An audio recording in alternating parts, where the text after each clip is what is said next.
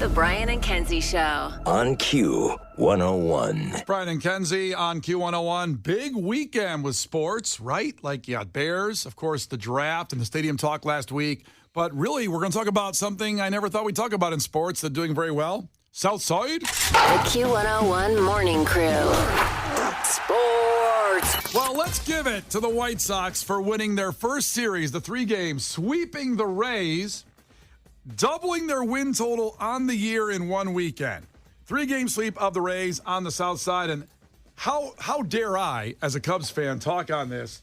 And it's time for Case to get his due, our White Sox fan in the room, to say whatever you feel like saying at this point about your team. Yeah, this is kind of what we do. Tampa Bay walked into the south side, and they got their asses kicked. This is who the White Sox are. And, far be it from me. White Sox, go, White Sox. To say a foul word about our fearless leader, Jerry Reinsdorf. I have to thank him for once again being a visionary. He brought us titles with the Bulls in the 90s. Least we forget, merely 19 years ago, the White Sox also won a World Series. So he still can hang that on his mantle. And instead of doing what a lot of teams would do, which is boring, which would be winning games at the start of the season and giving fans hope immediately and just doing, a boring job of being a baseball team, Jerry Reinsdorf has taken after the greatest athlete of all time in Muhammad Ali. And the White Sox are rope-a-doping the competition. It would have been incredibly boring. We wouldn't have anything to talk about had they just started winning games at the start of the year. Our season starts now. And as far as I'm concerned, this is our year. Tampa Bay wants to come in here and lose 3 games in a row. They're not going to be the last ones either. It's our year, baby. Andrew Benintendi, home run. That's worth the millions of dollars we're paying him. It's our year. Get fired up. Good news is that it doesn't matter. You can start now and still win. Yeah, baby. That's what I'm saying. There's so many baseball games. It doesn't even matter till September. So that's the good news. It's like your son's travel baseball schedule. There's a million games. I know. They got rained out, and I'm like, what are we going to make them up? And I go, by the way, I'm fine with not. I think we just sit this one out. Now White Sox they're gonna keep winning. I mean, just what a marvelous organization. It proves that we don't give up. When we are down, we fight back. And I got a feeling we're not gonna be down anytime soon. I think the momentum is gonna roll. And by the time it's done here, we're gonna be holding up a trophy at the end of the year. Wow. White Sox, Chicago is proud of you.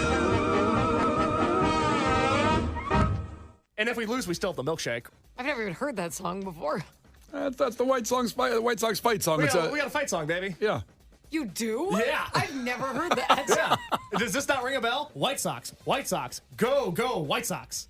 Well, it sounds like every other chant. I don't know. I mean, it rings a bell, but I don't think it was filled in with White Sox. I mean, the other one is Go Cubs Go. A lot of go in these team themes. Well, yeah, they don't you're want them to rooting for stop. them. Yeah. So there you go. Like you could say Blackhawks, go, Go Blackhawks. Blackhawks.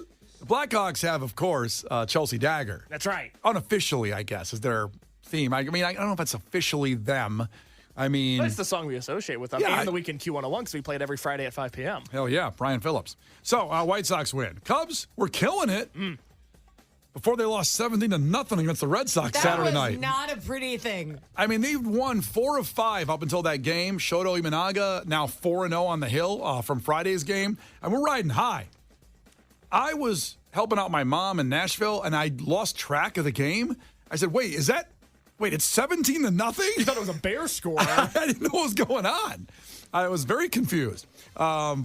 And then they lose yesterday on a bloop error, going there, like the shortstop. It was Swanson trying to get out there and get it. Really that was a very little league play out there in that one. It was a bummer. It was Sunday Night Baseball. Cubs had a chance to show people what Chicago baseball was like because it's not like the White Sox had a nationally televised game. Yeah.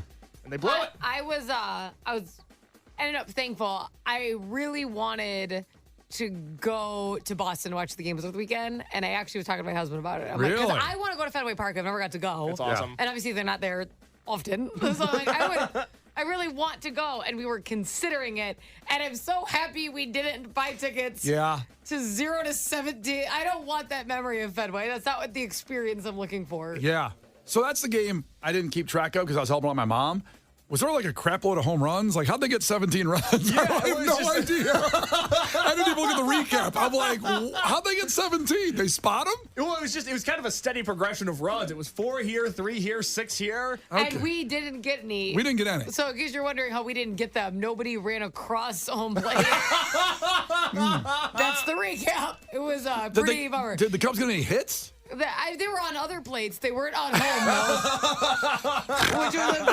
which was a bummer. 9 innings of not on home. That's not good. Yeah. All right, that was a good recap of the game I didn't watch. I just had to figure it out. It was, Does that make sense now? no, rough. Brian and Kenzie in the morning. And Chicago's alternative all day. Q101. Bonjour. Bonjour. Now is your chance to win a trip to see Sum 41 in Paris, France. Message and data rates apply. Please don't text and drive. Q101. Sum 41 and Patty, you could go. You could win. It's really easy. All you got to do is text the national keyword SUM, S-U-M, like Sum 41, to 95819. Not our normal text number. 95819, text SUM, S-U-M. Right now, you get tickets to the show. Celebrates their new album, Heaven and Hell, of course. You'll see them in Paris. Trip for 2, round trip air, 3-night hotel stay, $500 to throw around, and tickets to the show at the Le Défense Arena. Le Défense. Le Défense. Le France. I wonder how many people that holds. Sold out already. French people love Sum 41. I don't know. Apparently they do. Why you just say- I mean, it's sold out.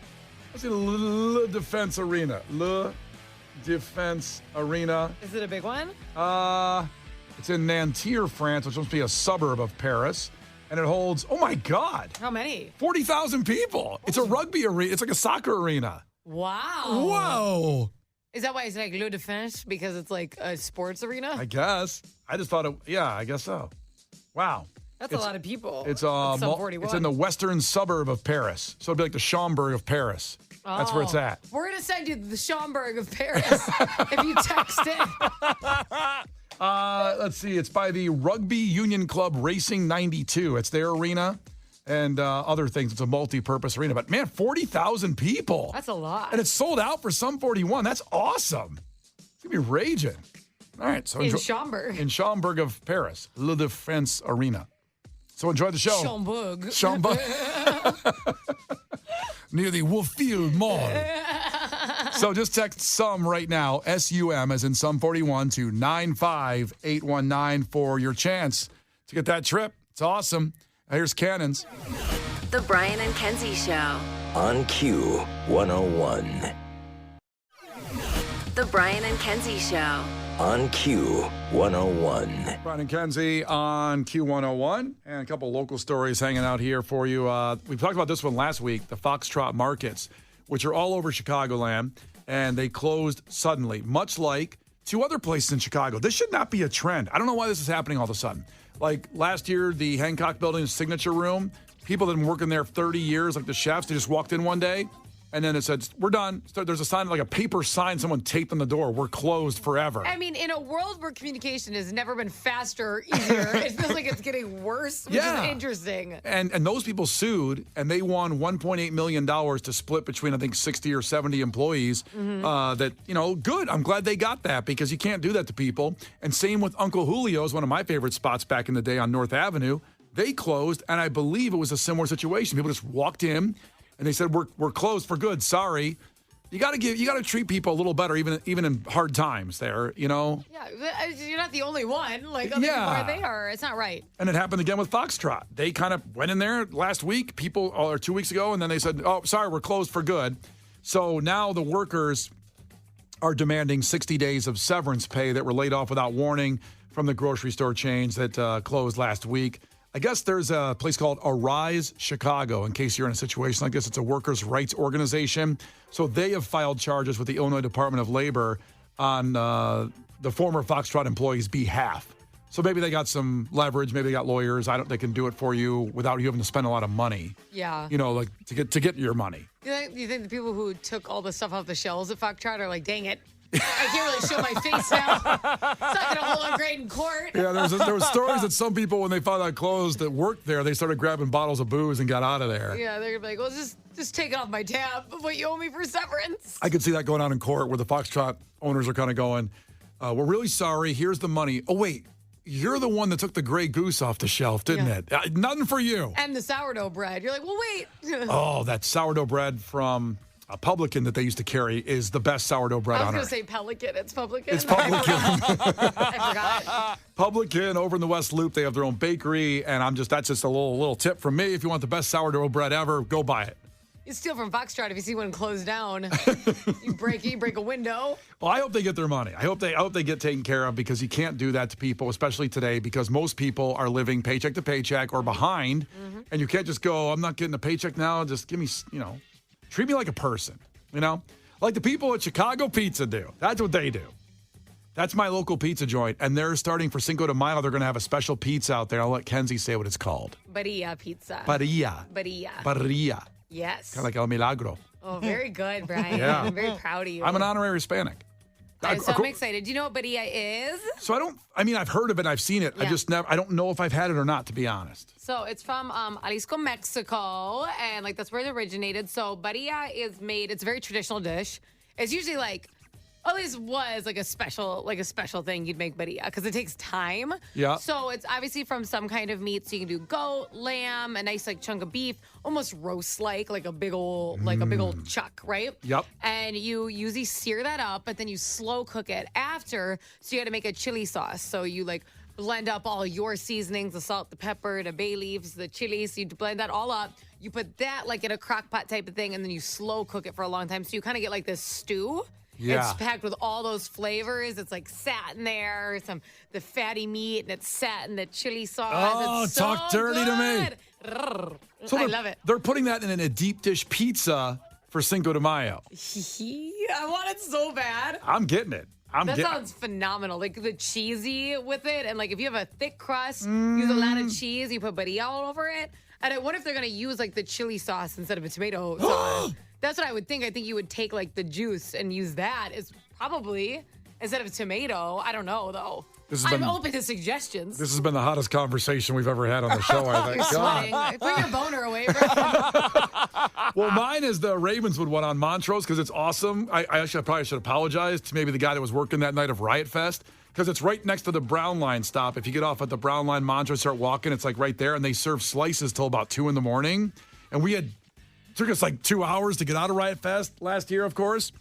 Paid $190 for one of those rickshaws to get me to the pink line, eventually to the brown line. Worth every penny. I had 3 drunk girls with me, including my wife was one of them. Yes, it was an important disclaimer. And we kind of kicked open the door like the Kool-Aid guy and go, hey, we need slices. I don't know what it sounded like to the person there, but we all need slices, whatever you got. And they just started they saw us. They started throwing slices in to get reheated. Like you were animals? Yeah, they wanted you out of the building. Well, they reheat the slice for you. Then they put it in the little oven back there for a little bit so it's hot and fresh. That's my pizza, Chicago's pizza. So I hope I want to go over there and get that Barilla pizza. Barilla. Yeah. I think if someone in here, too, would be nice. Yeah, I want them to bring one in. So Cinco de Mayo, that will be available all week long, and family-owned since 1991. Great place. The Brian and Kenzie Show. On Q101. Brian and Kenzie on Q101. Lauren coming in to take you through the rest of this Monday, including a chance at the Q101 Fest. Go see Pearl Jam, Queens of the Stone Age, Offspring, All Out West. That's at 11 a.m. coming up. Isn't that right, Case? That's correct. 11 a.m. She'll have that for you. Be there. And tomorrow morning, we'll have your chance again at 7, like we will every day this week, 7 a.m. for us tomorrow morning. In the meantime, it's your takeaways.